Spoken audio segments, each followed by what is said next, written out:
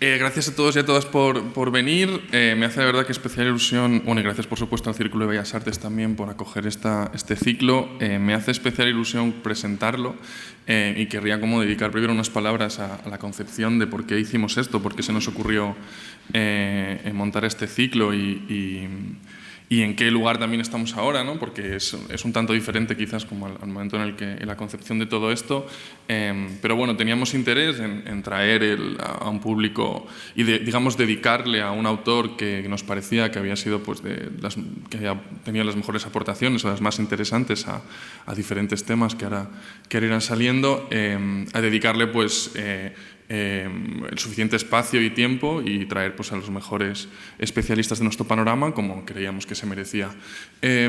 Claro, a todo esto Jameson falleció el año pasado en septiembre, nos pilló mientras estábamos coordinando este ciclo y como que de pronto eso ponía como digamos, yo creo que un poco más de peso, ¿no? De decir, bueno, tenemos interés en traer su filosofía, en explicarla, en hacerla accesible, en ofrecer un mapa de esas aportaciones y de las cosas que nos resultaban de interés, pero a la vez como que de pronto también hacía falta, ¿no? O ponía un poco la idea de hacer una cierta evaluación en relación pues, a la totalidad de su obra y de su vida, ¿no? Que ha sido muy larga y tanto su vida como su obra, ¿no? Entonces, bueno, esa también pretendo que sea un poco mi intervención. No quiero resultar en exceso espeso ni específico.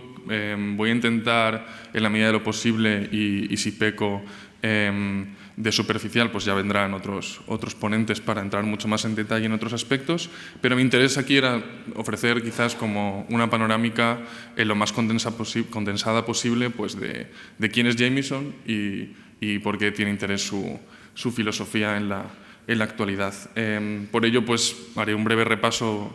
Utilicé el nombre Periodizando a Jameson en referencia a uno de sus textos también más conocidos, que se llama Periodizando los años 60, que además eso ofrece como una muy buena idea de qué es lo que hacía Jameson, ¿no? En este texto él ofrece como un paralelismo o se pone como a intentar entender dentro del problema de la periodización, ¿no? En qué sentido la teoría y la filosofía y en general el pensamiento de su tiempo en el que él escribía tenía relación con su propio tiempo histórico, ¿no? Como todas estas diferentes cuestiones que aparentemente están desconectadas, que son pues, el arte, la política y la filosofía, él las veía como todas de una u otra manera respondiendo a una forma que las correspondía entre ellas, ¿no? Y que se correspondía además con su tiempo histórico.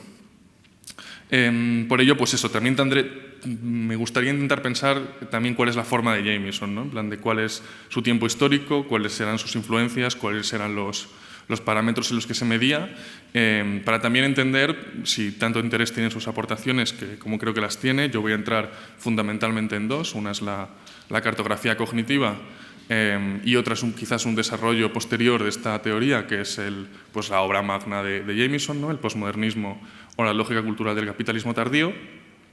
También para pensar si tan bueno fue su diagnóstico en su momento, cuánto de actualidad hay en él, ¿no? Y cuánto interés puede tener para nuestro presente. Así, para empezar, bueno, tenía como un par de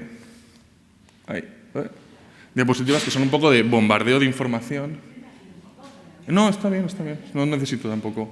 Para que también nos hagáis un poco una idea, ¿no? del nivel de lo vasta que fue su obra, ¿no? Esa es un poco un snapshot, ¿no? De todas las obras que publicó en inglés y todas las que se han traducido y se han editado en castellano. También podemos entrar, si queréis, yo entraré un poco por encima, pues todo lo que es la historia editorial de la recepción de Jameson en nuestro contexto nacional, pero simplemente esto era como un intento de dar pues una idea de lo vasta que llega a ser su obra y de toda la cantidad de temas que llega a tocar y los que yo creo que podremos entrar más en detalle en el resto de conferencias de este ciclo.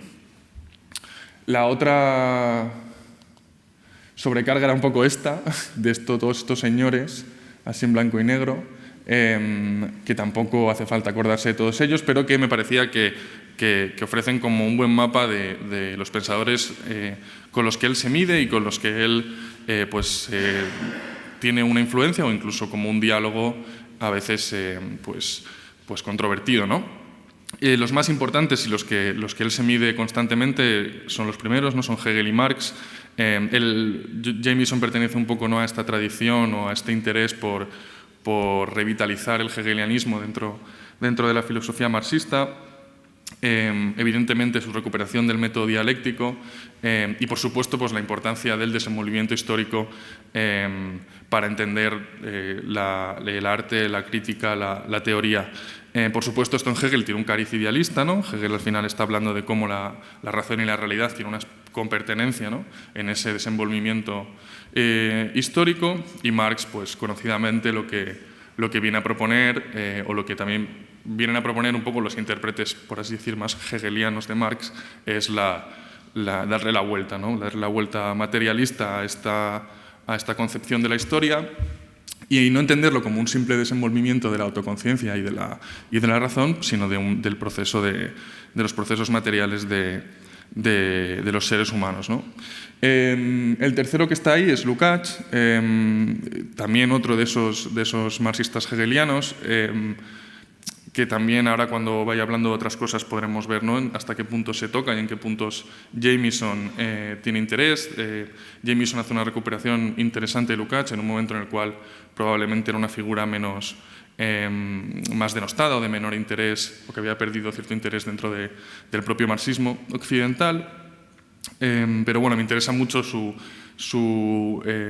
pues por supuesto, la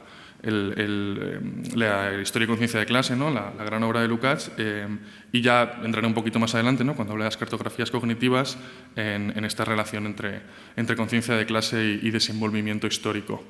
El cuarto sería Adorno. Tampoco voy a entrar muy en profundidad en él, y Jameson no es que hable muchísimo de Adorno, pero probablemente sea la figura a la que más se le parece, yo creo, la medida en la cual, pues, trata de ofrecer una teoría de la cultura acorde al desenvolvimiento económico específico de su tiempo. Yo creo que lo hace de una manera muy similar y con mucha herencia de Adorno, a pesar de que son precisamente dos figuras generacionalmente separadas, ¿no? Si Adorno tiene esa teoría para, pues, el periodo de entreguerras y, sobre todo, pues, el periodo de la Segunda Guerra Mundial y más allá, Jameson viene, yo creo, que a hacer una aportación de cómo eso se desenvuelve más en adelante, ¿no? Pero me quedaría con esa idea, ¿no?, con que ambos ofrecen quizás un ejercicio similar en relación al desenvolvimiento económico específico de su tiempo, ¿no? El quinto que aparece es Sartre. Curiosamente, porque, bueno, Jameson, él empieza por ahí, él hace su disertación doctoral sobre Sartre y es una de las figuras que sí que él recupera y recoge muchas veces en sus escritos, pero es un poco curioso, yo también creo, porque Sartre quizás es como el más, ¿no?, heterodoxo de todos ellos, o el más hereje un poco de esta tradición marxista, y el que quizás, pues, menos se incluye dentro de estos debates. Claro, el interés para Jameson radica sobre todo en que la que sea probablemente la obra menos leída de Sartre, que es la crítica de la razón dialéctica, que él, pues, hace un estudio muy pormenorizado y una recuperación de la misma, sobre todo en su intento precisamente de recuperar la validez del método dialéctico. Pero bueno, claro, sigue siendo una obra muy poco leída de Sartre, desgraciadamente, y no sé hasta qué punto los intentos de Jameson por rehabilitarlo, pues, han funcionado. El que está bajo a la izquierda sería Althusser. Yo lo pondría ahí en debate con Lukács, ¿no?, precisamente en esta cuestión sobre la conciencia de clase y la ideología. Como veis, pues todos estos pensadores están más o menos ubicados en los debates en torno a la ideología, que voy a intentar entrar un pelín más en detalle más adelante, porque creo que también, pues, podemos, ¿no?, establecer unas ciertas diferenciaciones.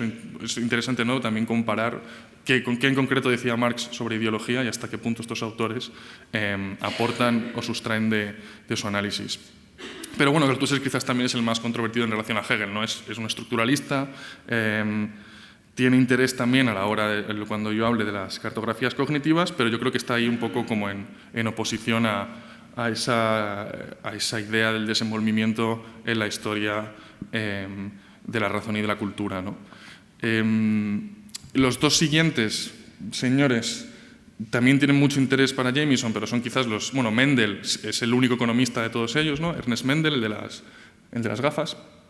Pero hablando de Adorno, ¿no? Y cómo Adorno propone una versión del marxismo cultural en relación con el desenvolvimiento económico de su tiempo, el economista de cabecera de Jameson es Ernest Mendel, y el que ofrece la teoría económica que le sirve a él de sustento teórico sobre todo para su concepto de posmodernidad, de posmodernismo, que también lo voy a desgranar un poco más. Auerbach, que es el de en medio de la taza, ese de ahí, probablemente el no marxista de todos, el que no es tan estrictamente marxista, pero fundamental también para Jameson porque es su mentor, ¿no? Es su mentor y también explica pues, del campo del que proviene Frederick Jameson, ¿no? Que no es necesariamente la filosofía, sino de la crítica literaria, ¿no? Auerbach, su mayor aportación es a la literatura comparada y a su estudio pues, del realismo. Auerbach tiene este libro conocido como Mimesis, que es muy, muy bueno, es una historia del realismo y que pues, también establece una buena clave, un buen punto desde el pensar a Jameson como crítico literario, ¿no? En la medida en la cual pues, él viene un poco de esas claves. Y los últimos dos, y ya para un poco con este bombardeo de gente, me estaba pensando, ¿no? Cómo periodizar a Jameson, no tanto por sus influencias o por los lugares, los debates desde los que él provenía, sino también pues, los que eran contemporáneos o los que le sucedieron. He incluido a Zizek, que también me parece interesante porque quizás sea como el marxista más importante y el hegeliano más importante de su propia generación, de la propia generación de Jameson, pese a que tienen, yo creo que aportaciones bastante diversas y entran pocas veces en contacto, ¿no? Y se citan muy poco y no entran demasiado en debate, pese a que los dos están precisamente pensando en los problemas de la ideología, ¿no? Pero bueno, Zizek siempre desde un punto de vista, si os interesa, pues también mucho más desde el psicoanálisis lacaniano, un poco más, ¿no? En la clave de la Cloud, y etc. Y por último, pues está Mark Fisher, que aunque es posterior a Jameson, le precede, en plan, falleció hace ya, que me parece que ayer se cumplieron 8 años de la muerte de Fisher, y que, bueno, mucha gente lo entiende y lo concibe como realmente muy heredero, ¿no? De la propia filosofía de Jameson. Y bueno, también entraré un poquito más al final, si queréis, en Fisher, o podemos debatirlo un poco más adelante. Me parece muy interesante cómo presenta ciertos desarrollos, sobre todo en relación con la nostalgia y con la pérdida de la utopía y ¿no? de la noción de historicidad o de la percepción del tiempo histórico, y en qué medida podemos decir o no podemos decir, como se ha dicho, pues que en el fondo está diciendo lo mismo que dice Jameson, que a mí no me parecería mal, porque o sea, Fisher escribe de manera bastante más legible a veces, ¿no? Por también acabar un poco pues eso, dibujando un poco los parámetros o los contornos de estos debates en los que se incluye, he puesto el primer libro de James, bueno, sí, el primer libro así más. Su primero fue su disertación sobre Sartre, pero el primero que digamos que le pone en el mapa, y en el mapa de estos debates, es el texto de Marxismo y Forma, ¿no? En el 1971, en el cual pues, él realiza una serie de análisis de muchos de estos autores. Entran Adorno, entran otros que yo no he puesto ahí, como Bloch, que también es muy importante cuando hablemos de utopías y del utopismo en la cultura, de Marcuse, creo que lo he dicho ya, Benjamin y demás, ¿no? Y por supuesto Sartre.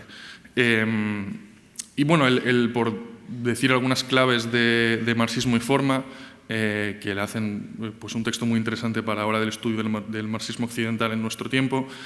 Por un lado está, por supuesto, la rehabilitación del pensamiento y del método dialéctico, no entendiéndolo solo como pues, esta idea de entender la cultura y el pensamiento en su desenvolvimiento en la historia, y en concreto en el desenvolvimiento dialéctico, sino también pues su rehabilitación de conceptos como totalidad, su rehabilitación de Lukács, que también está en este libro, en un momento histórico donde también pues, estas cuestiones estaban como muy, ¿no? Justo después de mayo del 68, la New Left, etc., se estaba empezando como a replantear cuál era el lugar del marxismo occidental dentro tanto de la política como de la filosofía también, ¿no? Es un momento justamente previo pues a lo que él luego hablará, ¿no? De posmodernidad o posmodernismo aplicado a la filosofía y de todo este pensamiento francés, que tomará como mucha más mucha más preponderancia, también en su propio ámbito, que es la crítica literaria, por ejemplo, sobre todo en los Estados Unidos, y sin embargo Jameson parece como que es un autor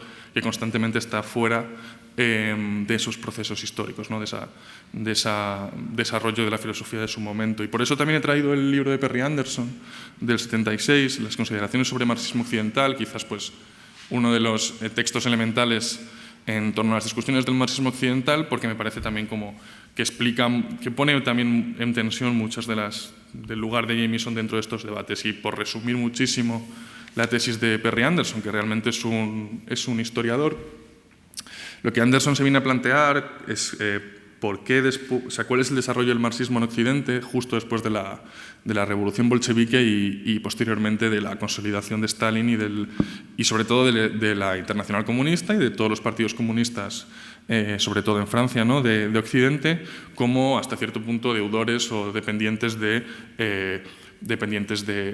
Estado soviético y, en definitiva, también de los propios intereses nacionales de la URSS, ¿no? Y lo que viene a decir Perry Anderson no es casualidad que la mayoría de los teóricos que se llaman a sí mismos marxistas parece como que han abandonado los temas más estrictamente políticos y económicos y se han centrado en los culturales e ideológicos, ¿no? ¿Por qué? Porque están tratando, por un lado, de teorizar la compulsión, cómo funciona el consenso social en, digamos, las democracias occidentales, ¿no? En sistemas que no son técnicamente totalitarios. Y es verdad, en plan, esto es una parte importante de la inspiración pues, de la Escuela de Frankfurt, de Adorno, de Marcuse, etc., ¿no? De entender cómo se produce la compulsión y la coerción social en las sociedades de mercado. Pero también lo que viene a decir Perry Anderson es, pues, estableciendo una distancia del ámbito más estrictamente político, se aseguraban su independencia en relación pues, a la URSS, ¿no? Me interesa que estos textos se dieran en este mismo momento y me interesa también pensar a Jameson o su aportación dentro del marxismo cultural y del marxismo occidental a partir de las tesis de Perry Anderson, ¿no? Y bueno, voy con esto y estableciendo, pues, como ya digo, un poco de dónde viene Jameson o en qué debate se ubica, voy a tratar de, como digo, dejar o intentar dejar lo más claro posible pues, dos de sus aportaciones fundamentales, ¿no? Que me parece que además unas se ligan con las otras, ¿no? La primera es la teoría de la cartografía cognitiva, que él la desarrolla por primera vez en una conferencia en 1975, pero que reaparece de una u otra manera en su obra posterior. Bueno, la idea de la cartografía cognitiva proviene de un libro de Kevin Lynch, que era un arquitecto, que se llama La imagen de la ciudad, en la que Kevin Lynch se dedicaba pues, a entrevistar a los habitantes de las ciudades y a preguntarles cómo se representaban a sí mismos la ciudad en la que habitaban, ¿no? ¿Cuál era la imagen de la ciudad que tenían los habitantes, ¿no? Había resultados muy sorprendentes, ¿no? En cómo las personas imaginan la ciudad en la que viven y cómo se imaginan también a sí mismos dentro de esos mapas. Y lo que viene a decir Jameson en su teoría de la cartografía cognitiva, después de establecer un paralelismo entre diferentes estadios del desarrollo del capitalismo contemporáneo y diferentes, por así decir, momentos o estilos culturales o artísticos, intenta como decir, vale, pues de la misma manera en la cual los habitantes tienen representaciones deformadas de una totalidad compleja que es la ciudad, algo similar hace la cultura a la hora de orientarnos y representar la totalidad de la sociedad, ¿no? En un mundo cada vez más globalizado y cada vez más complejo, ¿no? Y eso es un poco lo que él viene a traer a colación, pues, cuando habla, por ejemplo, de la relación del modernismo con el desarrollo del capitalismo específico en su momento y lo que él al final viene a hablar, que es del posmodernismo, ¿no? No le parece casual o intenta explicar en qué medida los rasgos que se establecen, que nos pueden parecer como simplemente artísticos, ¿no? Por así decirlo, aunque nada es tan sencillo, y esa es un poco la propia aportación de Jameson, o simplemente estéticos, tienen una relación con el propio desarrollo económico y social de su tiempo, en la medida en la cual tratan de establecer mediaciones representativas, siempre imperfectas, porque es imposible, ¿no? Esa representación de la totalidad social, pero cada vez con formas estéticas que tratan de, por así decir, hacerse cargo de un mundo cuya complejidad no para de ascender. Esta es un poco la idea fundamental de la cartografía cognitiva, ¿no? En plan de cuál es la relación entre cómo nos representamos la sociedad con una totalidad social cada vez más difícil y compleja de condensar, ¿no? La medida, esto, como decía, me parece que dialoga o tiene mucho interés, como por ejemplo la teoría sobre la conciencia de clase de Lukács, pero también con Althusser, ¿no? Él menciona Althusser el concepto de causa ausente, ¿no? Como esta realidad que es, digamos, ontológicamente previa a nuestra experiencia y que la causa, pero que somos incapaces de representar, ¿no? O que está como constantemente fuera de nuestros aparatos representativos habituales, ¿no? Pero bueno, digamos que dentro de esta idea, que creo que es muy concreta, la pregunta es, bueno, ¿y cómo? O sea, ¿esto es una cosa específicamente cultural o artística?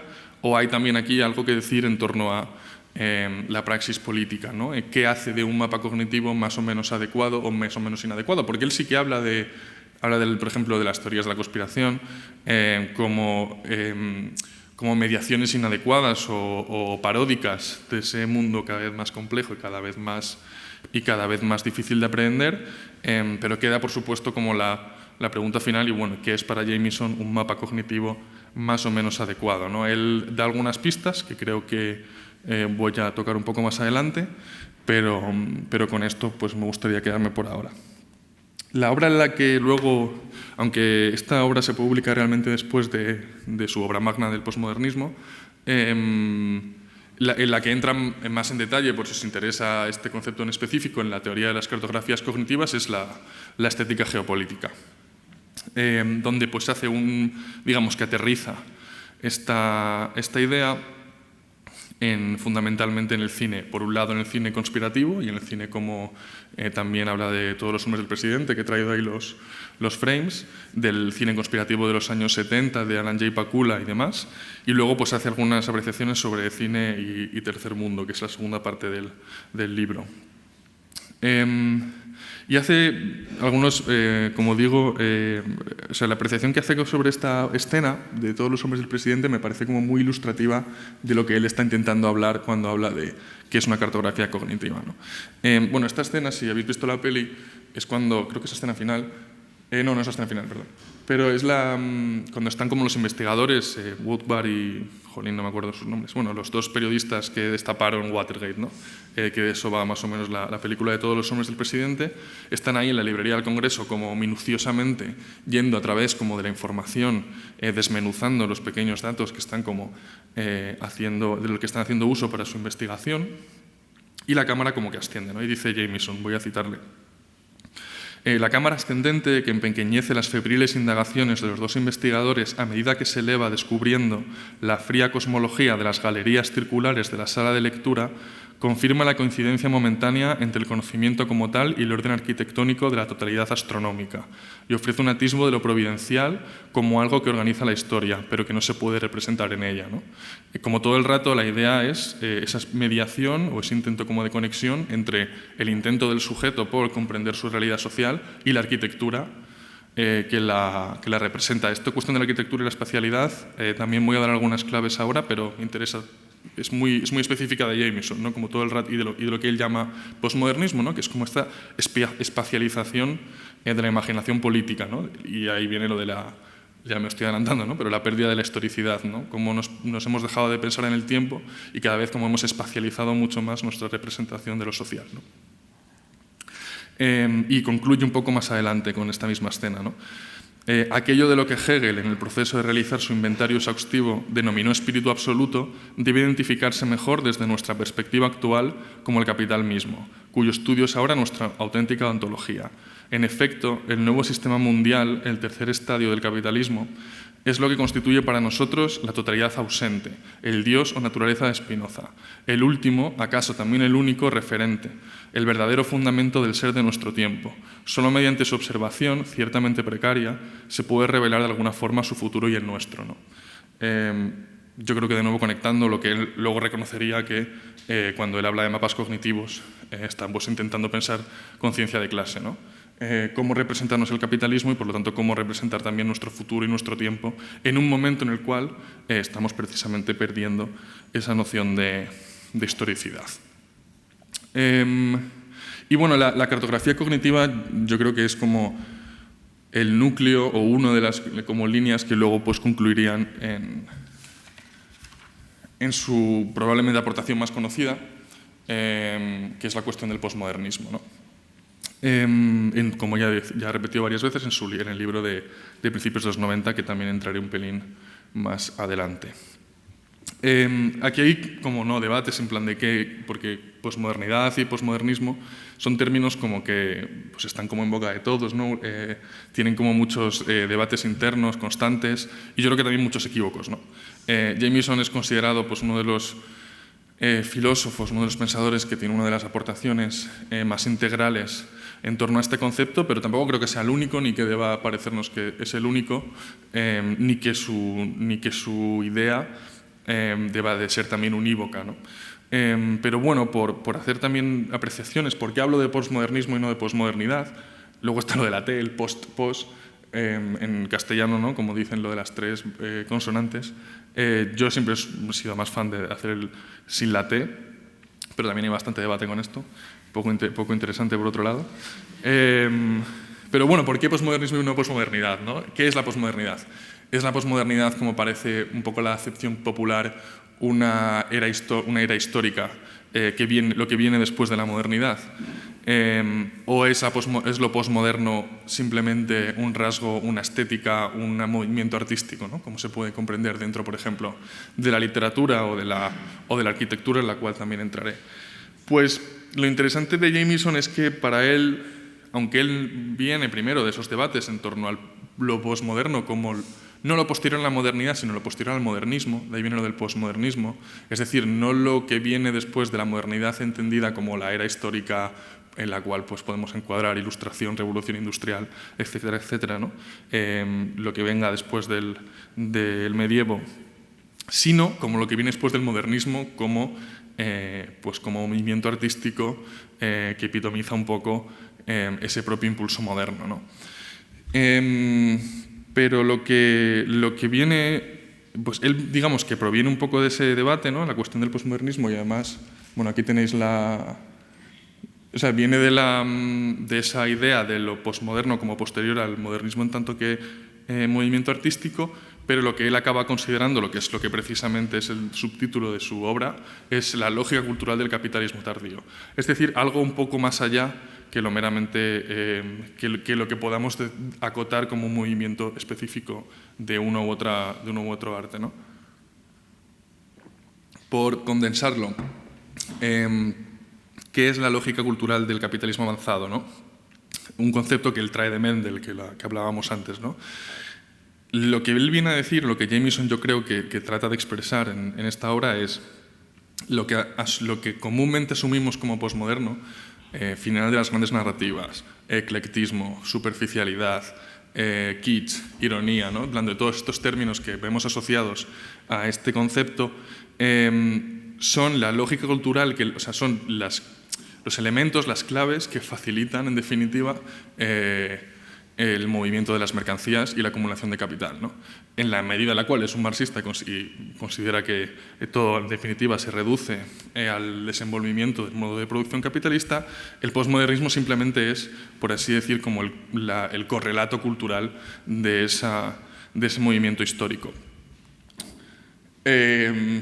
Bueno, aquí en la diapositiva 8 tengo puesto UF solo porque quería hablar un poco de las diferentes ediciones que hay en castellano de la obra y esto se está grabando, así que voy a intentar tener cuidado porque, bueno, para bien o para... O sea, bueno, lo de la historia editorial de Jameson en castellano, que aquí también en el Círculo se han editado y publicado cosas, hay mucho que decir, ¿no? Pero en específico sobre pues, su obra más conocida, también hay mucho que decir, ¿no? En la que veis a la izquierda es la edición original, con el cuadro de Warhol del que habla en el libro, y esas son las tres ediciones que hay en castellano. Una que por algún motivo decidieron titular La teoría de la posmodernidad con esa arroba, no entiendo muy bien por qué, pero ese es el libro, ¿vale? O sea, por algún motivo decidieron hacerla así, que es la de Trotta.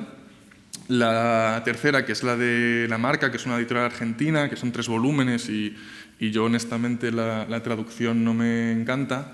Y la última, que fue la de Verso, que se publicó el año pasado, que realmente es una corrección, pero se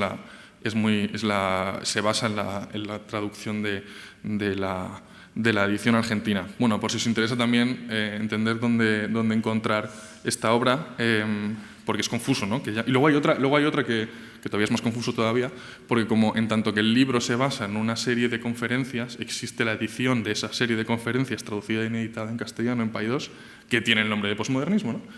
Pese a que, como digo, la original esta de la teoría de la posmodernidad es realmente la obra en inglés, que uno de los traductores es Ramón del Castillo, que va a ser uno de los que va a intervenir en este ciclo de conferencias, así que por eso voy a decir que voy a recomendar esa, básicamente. Gracias a Ramón. Bueno, por también aterrizar un poco, como decía antes, ¿no?, de a lo que se refiere en específico Jameson con posmodernismo, es interesante, pese a que él acaba concluyendo con esta idea que yo intentaba expresar de la lógica cultural, realmente es un debate que proviene y que se origina en la arquitectura, ¿no? Hay algunas obras que hablan de posmodernidad y posmodernismo previas sobre literatura, pero cuando el debate y el término cobra fuerza, a pesar de que luego se empieza a hablar Lyotard, ¿no?, en plan la condición posmoderna, y empieza como a tratar de extenderse eso, como ya digo, ¿no?, a una idea de una especie de era histórica posterior a lo moderno, cuando cobra fuerza el debate es en torno a la arquitectura, ¿no? Y es interesante también, la arquitectura es como este arte tan curioso, ¿no?, que está como entre lo estético y lo social y lo político, ¿no? Y bueno, el modernismo en la arquitectura, Le Corbusier, etcétera, el brutalismo, bueno, aquí seguro que mucha gente sabe más que yo, pretendía pues aplicar precisamente como una serie de preceptos racionales y modernos a la organización urbana y arquitectónica, ¿no? Y lo que dicen los primeros estudiosos de la arquitectura postmoderna es esto no funcionó, ¿no? Esto claramente ha muerto.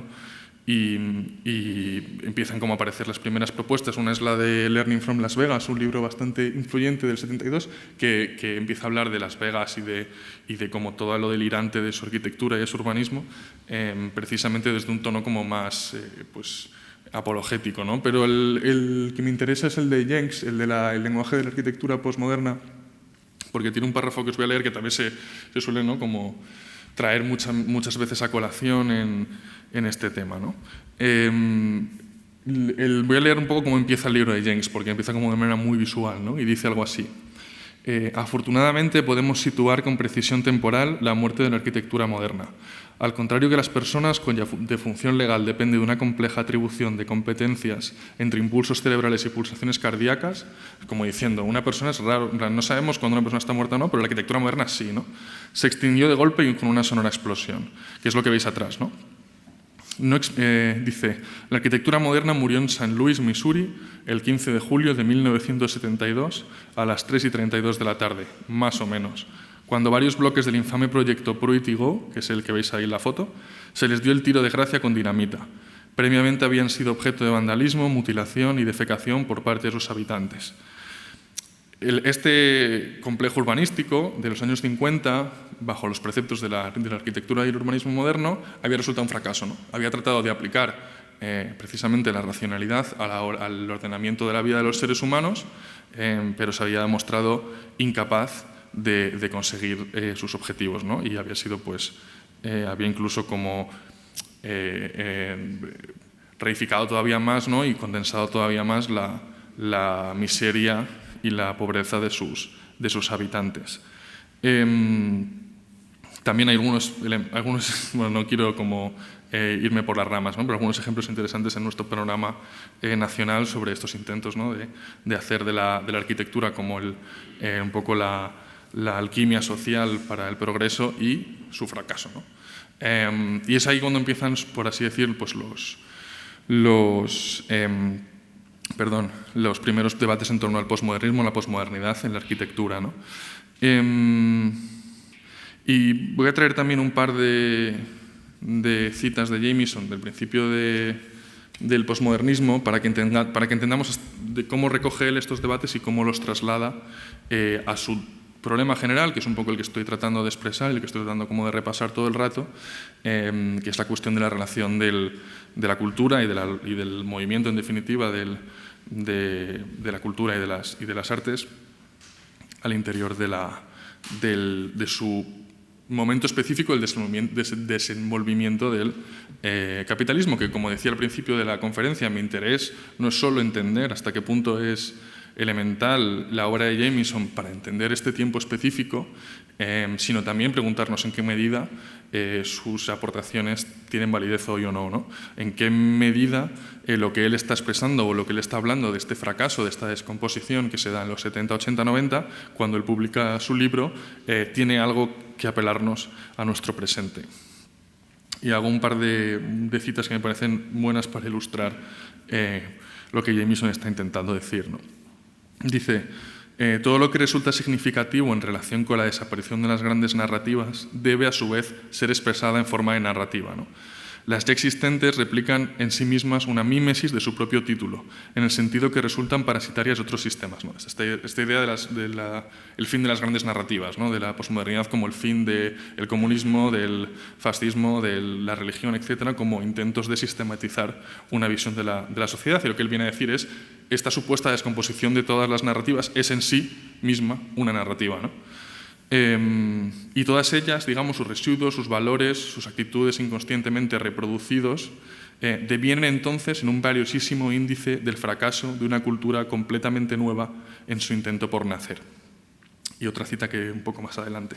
Dice, la tarea fundamental del nuevo concepto de posmodernismo debe seguir siendo la de coordinar nuevas formas de práctica y de hábitos sociales y mentales con las nuevas formas de reproducción y organización económicas arrojadas por la modificación del capitalismo.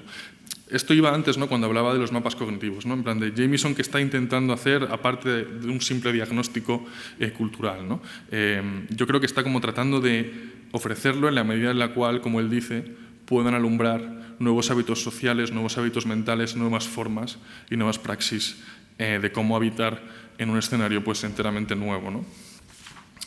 Y dice luego un poco más adelante, los rasgos constitutivos de lo posmoderno, la nueva superficialidad, el consiguiente debilitamiento de la historicidad, un tono completamente nuevo en el terreno emocional, las profundas relaciones constitutivas de todo esto con una tecnología flamante, ¿no? Esto es como un poco, yo creo que una definición de interés en su idea de posmodernismo.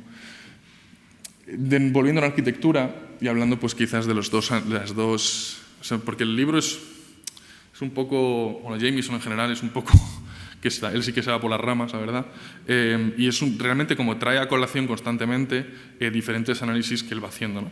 Y quizás los más conocidos que aparecen en la obra son el del Hotel Boaventura, que es Los Ángeles, que es el de la derecha, y a la izquierda la casa de Frank Gehry.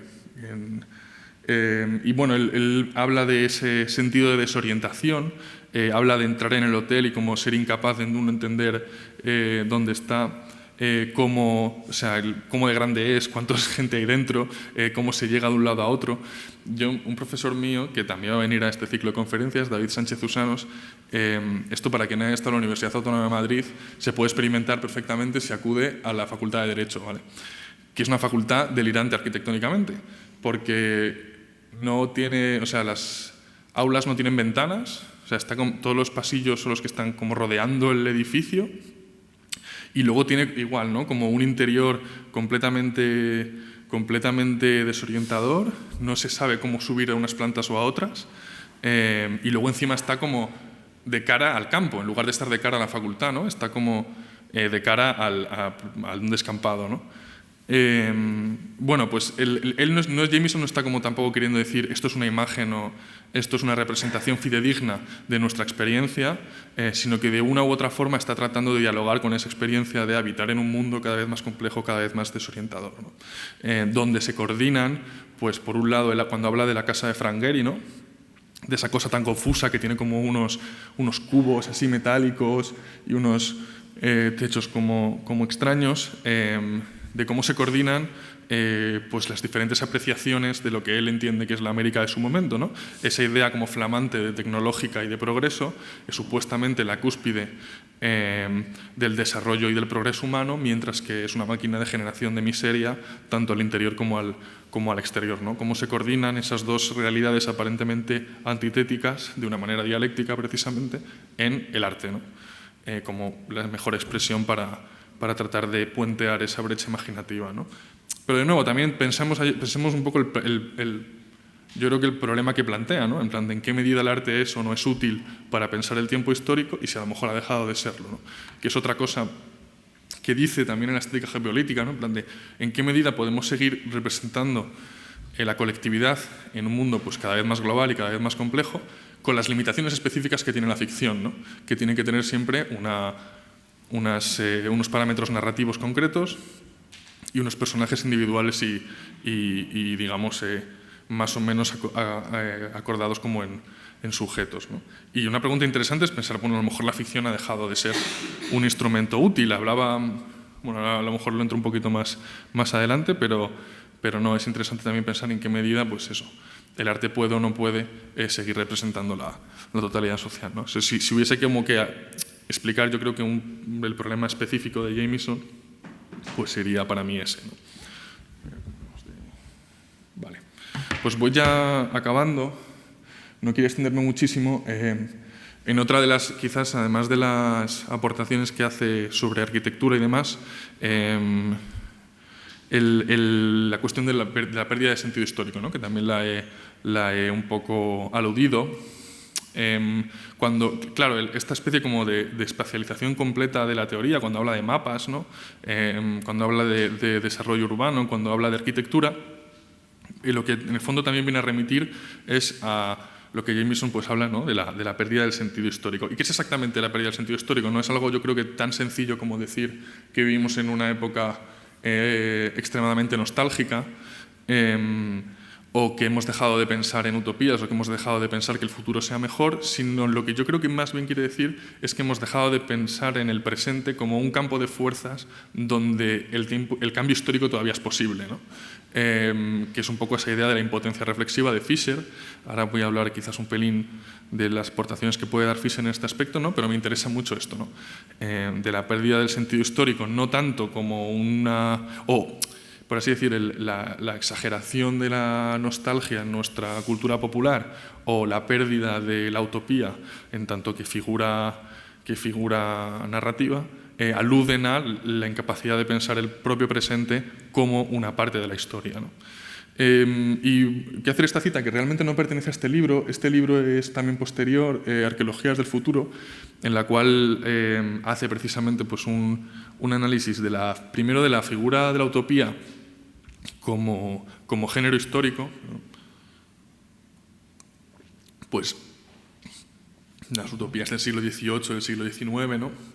Bueno, desde Tomás Moro hasta mucho más allá, cuál es un poco el ascenso y el declive de ese género literario, literalmente, y luego habla un poco más allá de decir, bueno, no es simplemente, el utopismo no podemos solo pensarlo como un género literario, sino también como algo que está presente de una u otra manera en toda expresión cultural y artística, por muy apolítica o por muy ahistórica que se pretenda, ¿no? Eso sí que es una intuición que Jameson siempre mantiene, que expresa, yo creo que por primera vez de forma sistemática, en su análisis de lo que él llama el inconsciente político. De esto va a hablar Violeta la siguiente sesión, pero que él nunca abandona, ¿no? Y que trae también, o sea, dialoga constantemente con Bloch, ¿no? Y la imaginación utópica, ¿no? Cómo todo de una u otra manera tiene un utopismo. Hay otro texto para mí fantástico de Jameson al respecto, que hace precisamente un análisis de Tiburón y del Padrino, que tú dices en plan de cómo encuentras el utopismo aquí o no, pero en particular es muy interesante, ¿no? Cómo habla del cine de mafia, ¿no? Y del Padrino, como esta especie de forma de tratar de pensar la descomposición que del capitalismo, ¿no? Con una especie como de parodia de la figura familiar o la solidaridad orgánica de la familia y del clan, que de una u otra forma tiene que enfrentarse a pues, estos nuevos gángsters que vienen aquí a que solo les importa el dinero y no les importa el respeto, ¿no? Un poco como diciendo, es una retroutopía, ¿no? Es una nostalgia con un pasado que nunca fue, pero que de alguna forma está como tratando de enfrentarse pues, a la disolución y el poder de abstracción del capital con esa idea de la mafia, del clan, de la familia, ¿no? Pero me interesa, bueno, él en concreto pues luego habla de la ciencia ficción en este libro y el libro se compone al final de una serie de artículos sobre obras de ciencia ficción que a Jameson también le interesaba mucho. Él en el posmodernismo tiene un análisis, luego, de nuevo, si queréis entramos más a esto, la ronda de preguntas sobre Philip K. Dick. Otra anécdota graciosa, él habla de Tiempo desarticulado, ¿no? Que es esta novela que inspira el show de Truman, ¿no? Y es muy extraña porque es una novela escrita en los años 50 que se plantea en un futuro que está imaginando nostálgicamente los años 50. Y hay una anécdota graciosa que al parecer Jameson conoció a Philip K. Dick y Dick, dentro de su paranoia, le denunció al FBI diciendo que era un marxista espía de los soviéticos y que lo debían investigar, ¿no? Creo que por ahí hay alguna foto. Pero bueno, quiero leer esta cita que me parece muy buena de cómo él entiende la ciencia ficción, ¿no? Y esta idea de la pérdida de la historicidad, ¿no? Dice Jameson. Esta cita no es de este libro, esta cita es del otro, del de posmodernismo. Dice, este es el contexto en el cual parece interesante explorar la hipótesis de que la ciencia ficción como género contempla una relación dialéctica y estructural con la novela histórica, una relación de parentesco e inversión a la vez, de oposición y homología, la comedia y la tragedia. Si bien la novela histórica correspondió al surgimiento de la historicidad, en un sentido de la historia, en su fuerte sentido modernista posterior y del siglo XVIII, es decir, el culmen, ¿no?, de la novela histórica durante el siglo XVIII y XIX, la ciencia ficción corresponde de igual manera al declive o bloqueo de esta historicidad. Y en particular en nuestra época, la época de la posmodernidad, es solo mediante una violenta dislocación formal y narrativa que podría surgir un aparato narrativo capaz de devolverle la vida y el sentimiento a ese órgano que solo funciona de manera intermitente, nuestra capacidad de organizar y vivir el tiempo históricamente. Y a mí la verdad que es difícil de leer sin ahogarse. Pero bueno, de nuevo, ¿no?, esta idea de al final, el momento de oro de la ciencia ficción contemporánea, que era realmente un género de nicho previamente a la Segunda Guerra Mundial, pero que posteriormente de la era atómica y de los totalitarismos del siglo XX, de pronto parece, ¿no?, la distopía como el aparato imaginativo, por alguna manera, como privilegiado para comprender precisamente ese problema de entenderse históricamente, ¿no? Y bueno, quiero ya ir concluyendo, espero no haber sido muy enrevesado.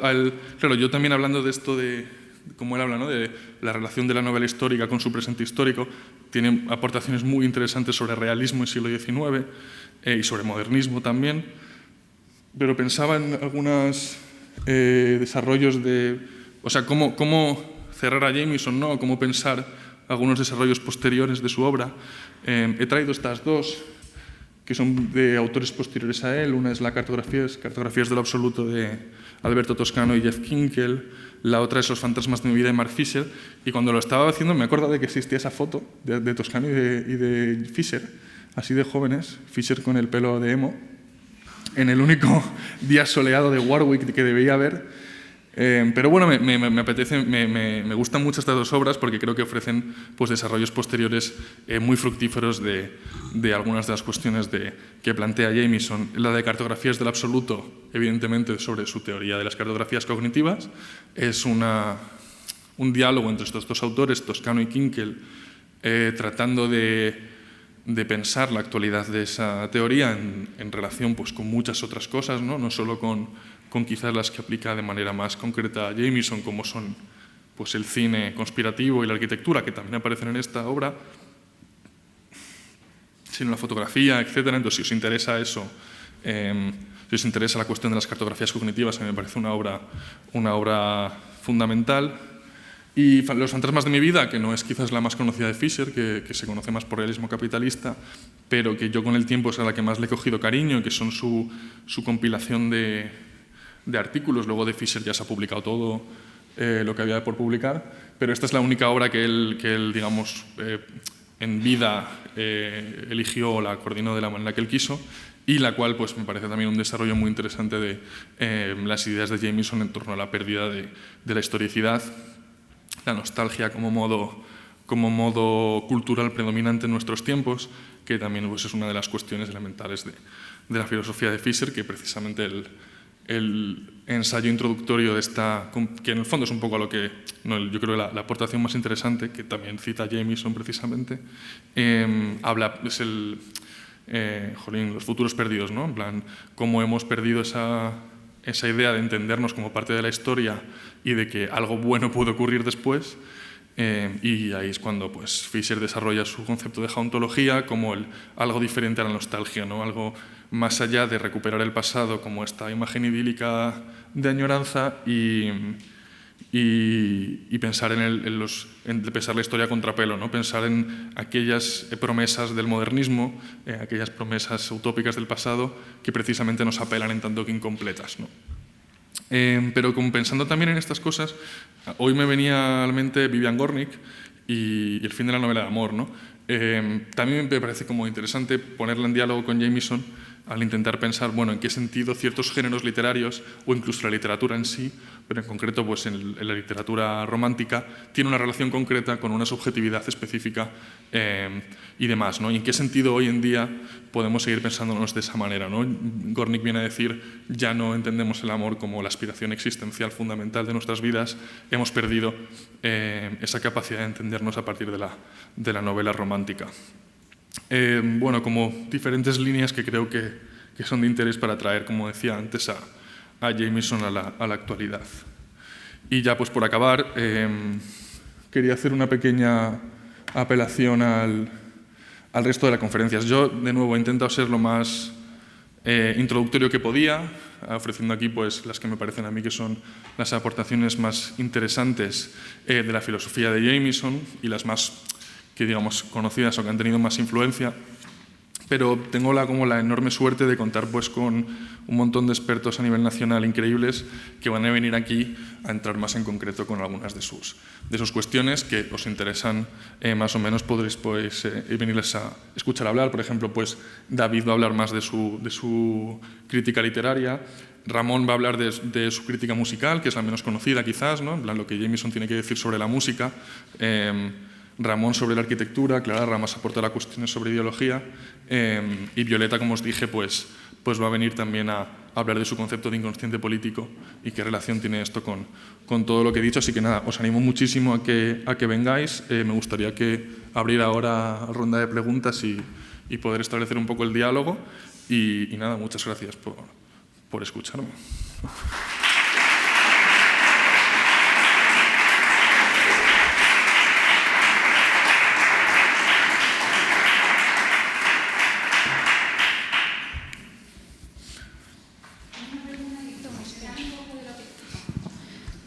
Si se sale un poco de lo que quieres hablar, porque no has mencionado nada de esto y quizá no quieras, o sea que no es necesario que entres si no quieres entrar. Pensé un poco cuando hablabas de, o sea, con el título, ¿no? Periodizando a Jameson, pensé que íbamos a hablar también quizás si hay una evolución en su pensamiento, es decir, si él se niega a sí mismo en algún punto, no que se niegue en el sentido de ahora digo una cosa que dije antes mal, no, sino hay evolución en lo que él pensaba. Sobre todo la cuestión de que el libro fundamental que has mencionado hoy se publicara en 1991. Obviamente, desde los 60 en Francia se estaba produciendo toda la deconstrucción, que es una deconstrucción de la modernidad desde otro punto, ¿no? Es sobre el lenguaje, que es quizá una cosa que me interesa muchísimo.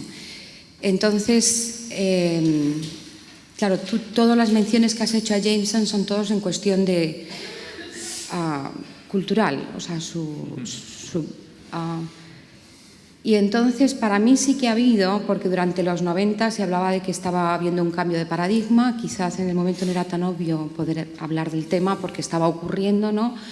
Ahora, en cambio, yo creo que el cambio de paradigma ha llegado a ser un pelín más obvio, quizás con todo lo de woke o no, o todo lo... no sé, tengo aquí muchas cosas que me salen en la cabeza, pero para mí me interesaría, quería saber en cierto modo si Jameson, cuáles eran sus ideas ya en el 2000, ¿no? O sea, 2005, 2010, 2015, con todo este otro movimiento que se ha dado después de la deconstrucción.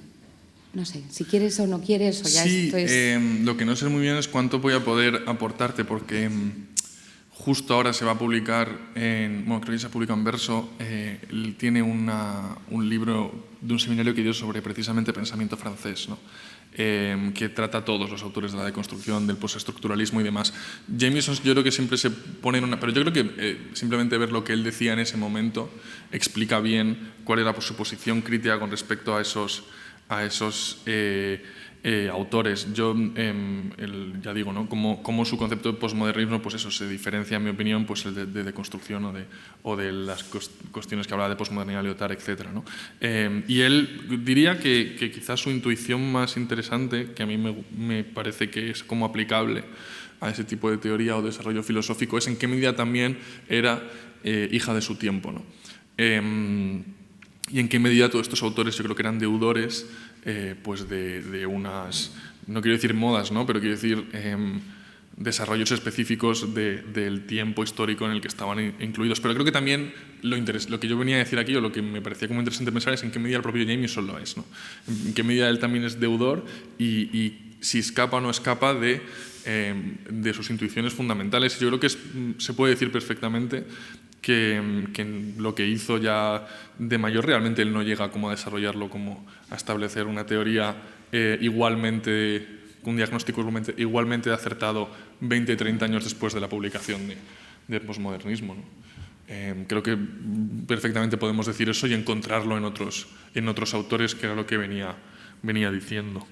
Entonces o sea, lo que no podría es como darte una respuesta satisfactoria, ¿sabes? En plan, no creo que él... O sea, creo que tiene un muy buen diagnóstico y una muy buena posición dentro del debate en los años 80-90. Me interesa mucho este libro que han publicado en Verso en inglés, todavía no está en castellano, es que se acabó de publicar, sobre el pensamiento francés. Pero sí que creo que no podría decirse que tiene una aportación igualmente fundamental 20-30 años después, ¿sabes? No, pero te lo miro ya. Vale.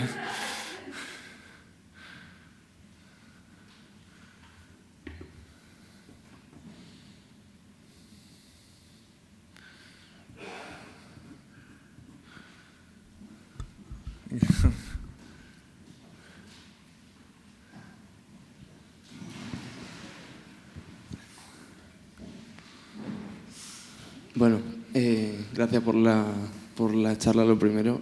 Yo quería preguntarte, porque recuerdo el momento en el que murió Jameson, que se popularizó una imagen al respecto de su figura como intelectual público y como gran intelectual, proveniente de un tiempo quizá distinto, en el que las condiciones institucionales de producción intelectual dejaban que existieran figuras de este tipo y que se hiciesen así de grandes, ¿no? Y había mucha gente cuando murió que hablaba de Jameson como del último gran intelectual marxista, y en una imagen que quizá es equívoca o quizá es anti-Jamesoniana. Y no sé muy bien qué opinas tú. No sé si te leí algo al respecto en su momento cuando ocurrió esto. No sé si sí o si no, pero no sé, ¿qué opinas de esta imagen y de este relato que yo vi repetirse bastante y que me parece sintomático? No sé si a ti te hace opinar algo. Sí, o sea, creo que puede tener parte de verdad, pero que también es relevante primero pues tratar de... O sea, cuando siempre fallece un autor de estas características, ¿no? Que ha tenido tanta influencia, tanta obra, etcétera, hay un cierto como tentación de la nostalgia o como de la romantización de sus aportaciones, ¿no? Y de pensar que en cierto aspecto... Pero también pasó con Fischer, ¿no? En plan como el genio maldito que no merecíamos, ese tipo de cosas, ¿no? En plan de pues el último que era capaz de hacer algo así en un nivel académico, pero también pues con un compromiso político, aunque Jameson no fuera un personaje político, tenía un discurso político netamente comunista, en plan, nunca hubo como muchas dudas, ¿no? Y aunque, por ejemplo, a otros les han cancelado, ¿no? En plan, o Zizek ha tenido ahí problemas cuando decía... No sé, cuando empieza como a decir a lo mejor lo de genocidio de Gaza, tal, y de pronto y Jameson de pronto tienes clips de él hablando del poder dual de Hamas y de los Panteras Negras, que dices... O sea, creo que sí que es importante, por un lado, o sea, diría como dos apreciaciones. Una, tratar de escapar de la romantización excesiva y de esa especie como de figura trágica con la que siempre como pintamos a los autores una vez están muertos. Pero también es importante pensar cuáles son las condiciones de producción intelectual en el presente y en qué medida permiten el desarrollo de un pensamiento así, ¿no? Que creo que también es muy relevante. Pues eso, cuando figuras públicas entran en controversia por esta u otra cuestión, ¿no? No sé si te he respondido.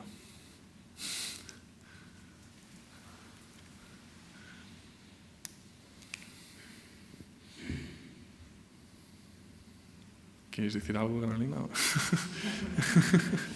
Tenemos rato, sí, ¿no? Sí. No, yo tenía una pregunta, pero he pensado no hacerla porque se parece bastante a la que ha hecho ella antes, que era un poco el qué ha pasado después, ¿no? de esa lógica cultural del capitalismo avanzado,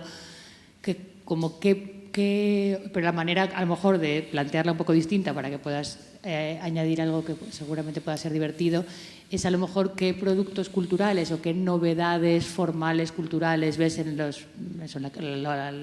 producción cultural reciente que se escape de Jameson y vaya más a juego con lo que sería la lógica cultural del desastre negroliberal o como lo quieras llamar, que otros autores sí que han quizá recogido, ¿no? ¿Qué chirría?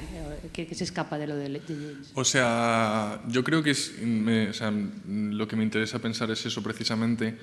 Hay una cosa que no he hablado mucho, que es la cuestión del moralismo, que Jameson es, digamos, como uno de estos autores todo el rato previniendo en contra del moralismo, ¿no? O sea, digamos, desacoplarse de la idea de entender la cultura en términos excesivamente morales, ¿no? Pues los típicos diagnósticos en torno a la degeneración de Occidente, pues eso, la idea, ¿no?, de que el posmodernismo es como una especie de cosa autónoma que ha ocurrido simplemente porque por el propio movimiento de las ideas se han ido descomponiendo, se han ido degenerando, etcétera, ¿no? Y que la juventud pues son todos unos libertinos, etcétera, ¿no? Que era una cosa muy, muy presente en su tiempo y con la que él combate constantemente. Pero sin embargo yo tengo la sensación de que hoy en día precisamente estamos en un momento que, aunque en algún aspecto, en alguna fibra, por así decir, sí que hemos moralizado en exceso la cultura, ¿no? Y a los personajes públicos, etcétera, siento que también de lo que hablaba Jameson era de la pérdida de la perturbación moral que es capaz el arte, ¿no? En plan, cuando hablamos de las vanguardias y de lo que hacía el arte hace 100 años, hacía algo que ya no es capaz de hacer, que era escandalizar o perturbar el buen gusto y las instituciones, ¿no?, hegemónicas. Creo que eso también tenía una conexión pues, con movimientos juveniles, movimientos políticos, que la cultura y el arte era capaz de inspirar y era capaz de darle como un correlato a una banda sonora. Y creo que hoy en día, o lo que yo pienso hoy en día, no sé si, o sea, el momento del desastre o de la descomposición, etcétera, también pues muy mediado por los modos que se dan en las redes sociales, cómo consumimos hoy en día cultura, aunque a mí no me gusta ese término consumir, ¿no?, porque tiene como esa apreciación de consumidores, pero como el metabolismo informático y cultural de hoy en día ha generado como formas de expresión artística, pero también de apreciación del arte y de la cultura, que ya no son necesariamente perturbadoras moralmente, sino muy confusas. En plan, y como cada vez nos enfrentamos como a esa confusión generalizada con, ya digo, ¿no?, como formas cada vez más aceleradas de confusión, ¿no? Esa es mi sensación o lo que yo veo como en la actualidad, ¿no? Y luego creo que es importante también plantearse igual que decía Vivian Gornick, que el fin de la novela romántica, en plan el fin del cine también como correlato artístico cultural de la actualidad. En plan, es que a lo mejor ya no nos... O sea, a lo mejor el metabolismo cultural y artístico del presente es ver las series a 2,5, en plan, es el algoritmo, ¿no?, el de TikTok, ¿no? O sea, no sé exactamente qué diría eso, pero sí que creo que es importante, en tanto que Jameson hace un esfuerzo por pensar la relación de su lógica cultural, de qué hace la cultura en relación a su tiempo histórico, pues también hay una cierta obsolescencia de las formas que él piensa, como por ejemplo la literatura, como por ejemplo el cine, en relación a cómo hoy se consume, se piensa en el arte, ¿no? Cuando yo pienso pues eso, en cómo, sobre todo la gente más joven, en plan de que genera contenido, consume contenido, ¿no? En plan, creo que estamos yendo hacia algo diferente que no me resulta como tan perturbador, o sea, no creo que sea perturbador en lo moral, pero sí en lo epistémico, sino como cada vez más confuso, ¿no? Esa es mi intuición así general, que no sabría concretar más.